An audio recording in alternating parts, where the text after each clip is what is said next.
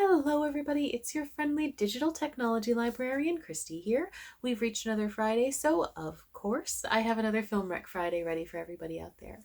Now, March is National Women's History Month, and we've put together a number of themed recommendation lists to share with you all month long. This week, we are focusing in on a couple of documentary films all about women in the arts. I absolutely adore these two films, and I hope that you will find them entertaining as well. As always, these films are available entirely for free with the use of your Milan-Berlin library card. And without any further ado, let's get to those recs. Okay, my first recommendation is available via our Hoopla digital streaming service, and that is 2018's documentary Love, Gilda. Now, Love, Gilda follows along with the life and career of the incredible, incomparable comedian Gilda Radner. I am a massive Gilda Radner fan. I have seen every single episode of Saturday Night Live that she was in. I adore the different characters she's portrayed over the years, the things that she comes up with, and just her overall aura when she performs. It's just absolutely fascinating. And then to be able to watch this documentary where we get to see a much bigger picture of her life is just kind of absolutely amazing if you're a fan, but also I think pretty amazing if you're just somebody who's interested in the process of comedy and putting things together. So in Love, Gilda, we are following the entirety of Gilda Radner's life, but what's really cool about it is that the documentary is put together in conjunction with the Radner estate, so that we see, of course, your standard interviews with people she's worked with, people from her early life, her later life, people that are huge, ardent admirers of hers even today that happen to work in the same field.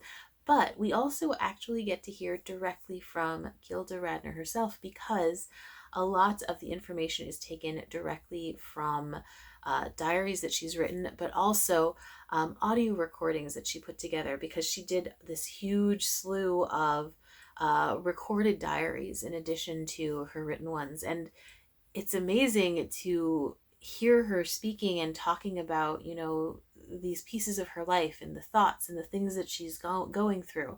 And it really gives this much broader picture of who this woman was, as opposed to just, what you would normally get from, a documentary about someone who has already passed, where you're just, listening to people talk about her, which of course those kinds of documentaries are always interesting because, being able to see how these really respected people view someone is definitely an incredible thing. But to hear how someone thinks of themselves and how they view themselves is, I think, even deeper, and even more, important in a lot of ways. So the documentary does give us a good chunk about her childhood. We learn about events and circumstances that absolutely affected her far throughout her life, if not the entirety of her life.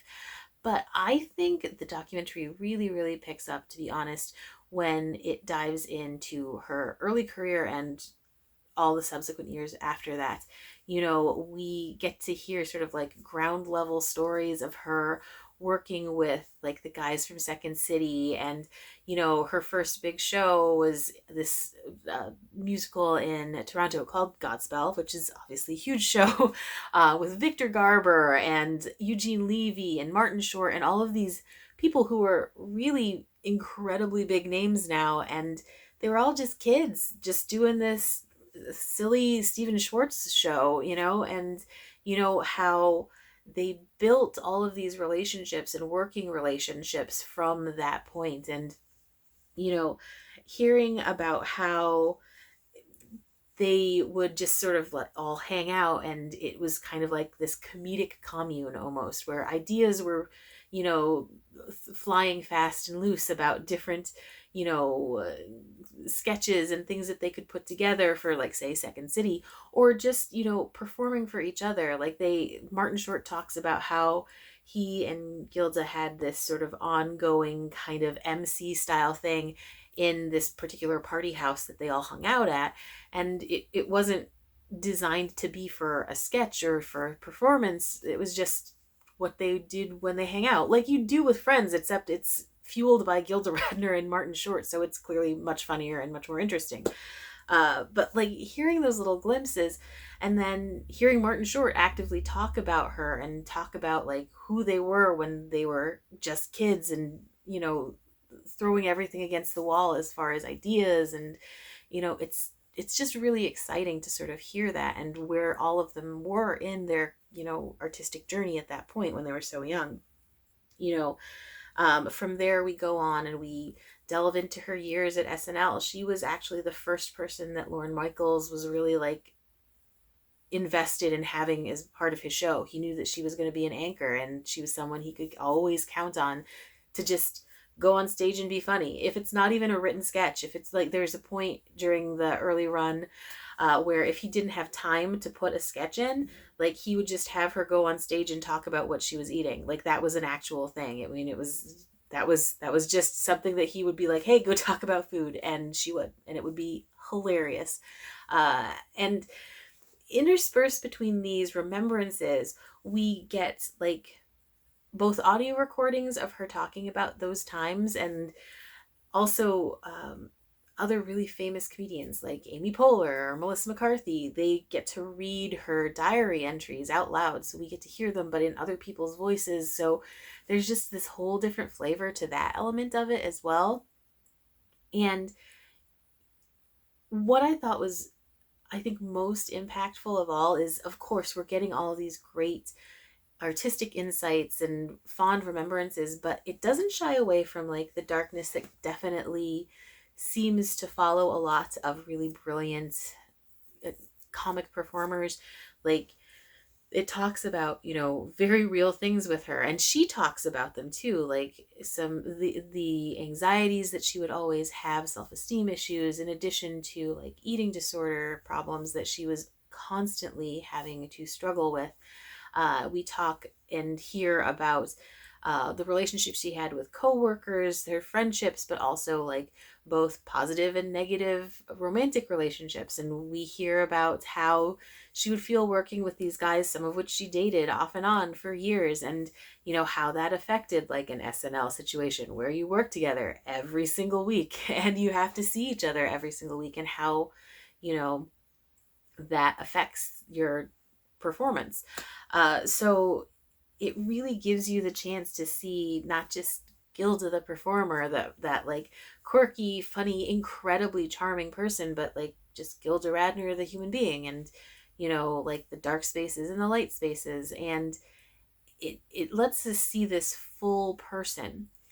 And of course, there's no way that a documentary about her doesn't talk about her latter years, like when she finally meets Gene Wilder, and she's had this string of friendships and lovers and everything, and then she meets Wilder, and she's just like dead set on this particular person, and how they gel and how they work together in multiple movies, and they have both a romantic and a working relationship, and how it has affects her.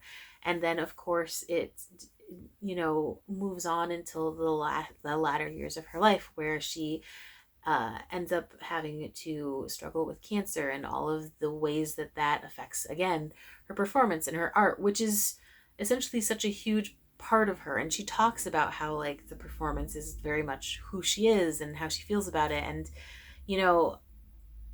biopics are always an interesting thing.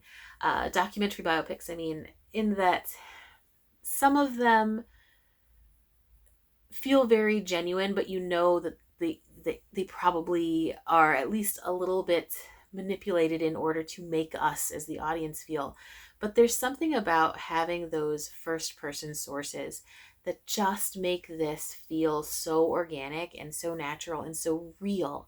I definitely think of all of these of the documentaries I've watched recently about individuals, like especially people in the arts. This one feels far more authentic than almost any of the other ones that I've watched, and I do love that. And I will say, it definitely feels like a love letter to Gilda. While it doesn't shy away from like the darker elements, it never like devolves into like the miasma of, you know, grief or anything like that. It definitely stays as upbeat as it can, but it again, I do appreciate that it doesn't pretend that those things weren't there. Um, so like I mentioned, I'm a massive fan of Radner, and I 100% would recommend this to any Gilda Radner fan. But I think whether you're a fan or not, if you're interested in artistic process, if you like comics, if you like comedy, if you are interested in the history of SNL, if you like sketch comedy, if you like talking about, you know, just the history from that particular time of entertainment, because Saturday Night Live was such a massive, impactful show, especially in those early years. This is one that you absolutely have to check out. The interviews are really, really fun and interesting, and, you know, involved and revealing in a way that's, I don't think, ever disrespectful, but pretty honest. And the just being able to hear Gilda's words about herself and her own experience, I think, just opens up tons of doors to let you see so much about her, but then so much about the world in which she was living at the time. So 100%, I absolutely recommend Love Gilda. Again, it's available on Hoopla Digital. It's a must watch. Okay, my other recommendation is available on our Canopy service, and that is the 2021 documentary Fanny, the Right to Rock. Now, I like to think that I'm pretty well versed in classic rock history. Like, I'd grown up with that music. My dad was a massive music fan, so we were constantly listening to records: Crosby, Stills, Nash and Young, Rolling Stones, Elton John, Billy Joel, Buffalo Springfield, Loving Spoonful. Like, the list just goes on. And, you know, I was familiar with some pretty obscure artists, but I'd never heard of Fanny.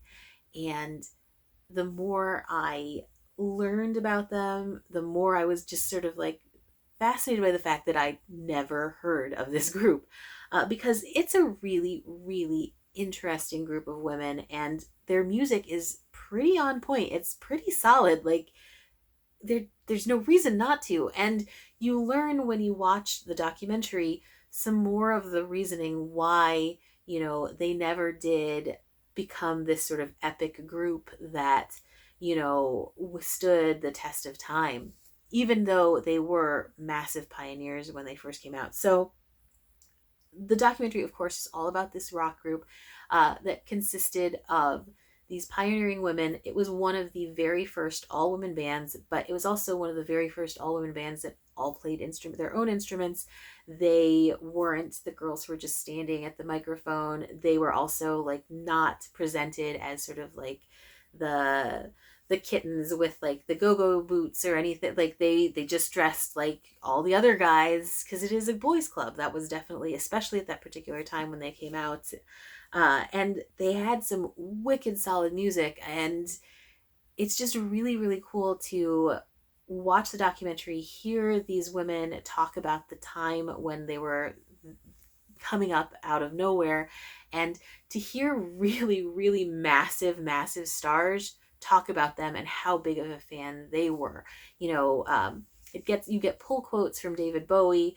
One of their members was, I guess, dating one of David Bowie's band members, and then that's how he discovered who they were, and he was a huge fan of theirs. Guys from Def Leppard were like constantly listening to them. Some of the guys are interviewed.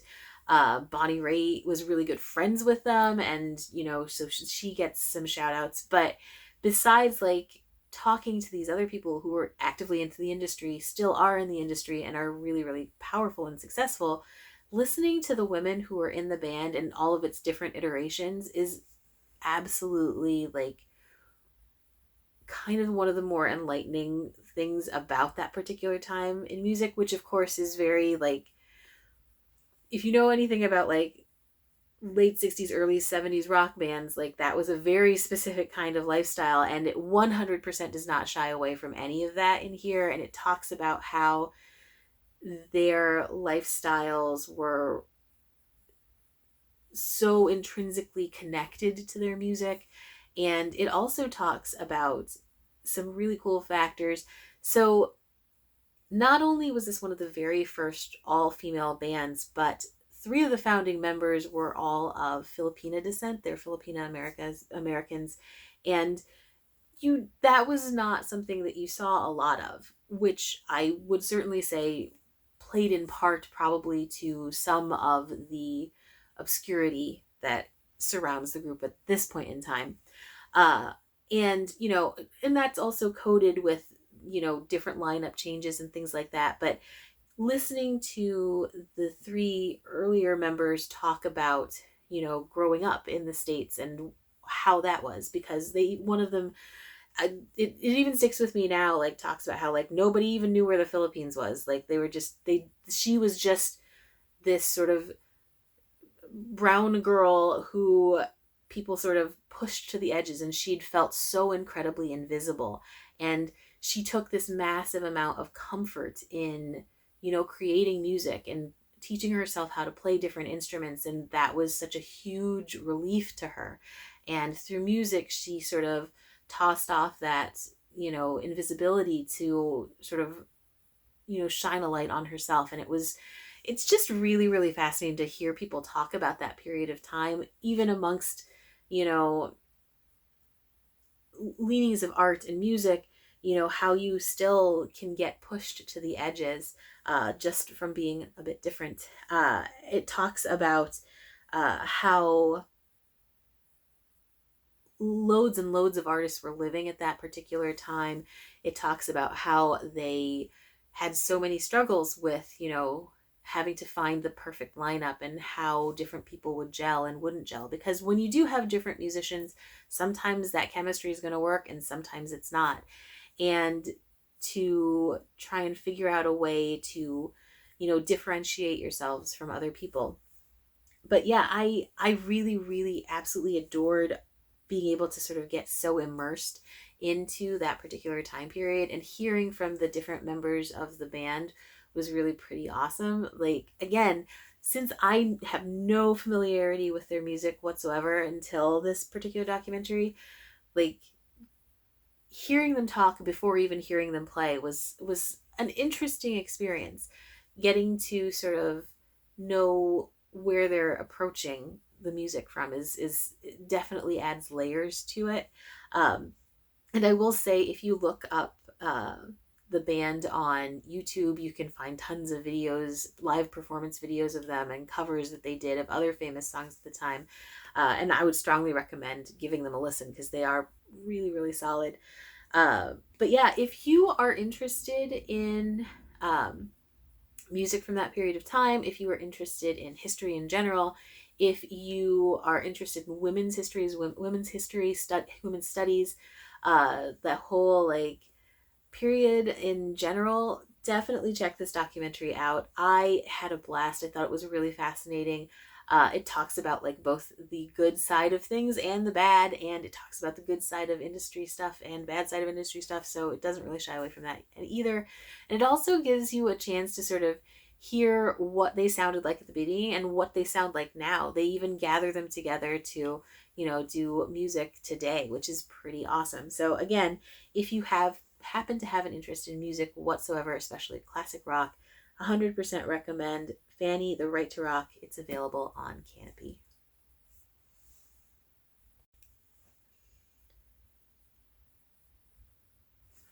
Okay, so those were our couple of recommendations for this first week of Women's History Month. If you happen to have any recommendations for standard films or documentaries about women in the arts, please comment with those below. Would love to hear about those. I'm always looking for good movies to watch. If you have any recommendations for themes you'd like to see us cover as well, definitely comment with that too. Definitely looking forward to help with that. As always, thank you so, so much for joining me. I absolutely adore putting these together. And major bonus this week, I discovered a new, well, not new, but new to me rock band that I absolutely love. So again, thank you so much for joining me, and hopefully I will see you next week. Bye-bye.